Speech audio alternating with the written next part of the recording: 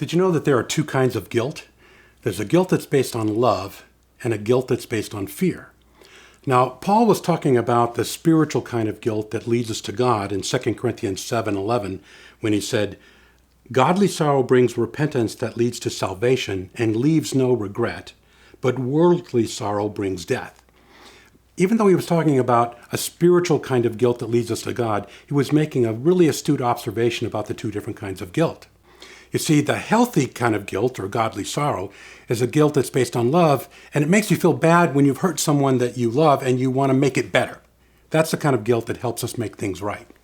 But there's a neurotic guilt, or Paul calls it a worldly sorrow that leads to death, that just goes on and on and on, and it doesn't lead to anything good at all. And I know you know people who are caught up in that kind of guilt. So what's the difference?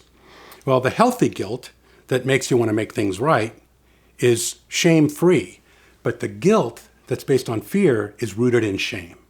And the difference is that guilt is based on what you do, but shame is based on who you are. So the neurotic kind of guilt that goes on and on and on and never ends is based on the lie that you're not worthy of love. Now we know that Psalms 139 says that you are fearfully and wonderfully made. That's the truth about you. But if you believe the lie that you're not worthy of love, that you're defective and that you're worthless, then whatever kind of guilt that seeks to hide that shame is going to go on and on and on. Now, a common example of this is when people get divorced and they say things like, "Oh, I wish I had not been so focused on making money. I wish I had bought her that house." Or she might say, "Oh, I wish I hadn't focused so much on the kid." Well, that's focusing on things they did. That's guilt, right? But really what they're trying to do is escape a feeling of shame. See, because if he didn't leave you for what you did, then he left you for who you are. And that's much, much worse. So people try to get away from their shame by hiding it with neurotic guilt. So if you've got the kind of guilt that goes on and on and on, here's a hint. Your problem isn't really with guilt, it's with shame.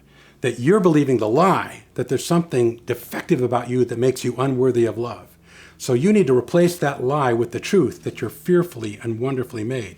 Then you can have the kind of shame-free guilt that leaves no regret.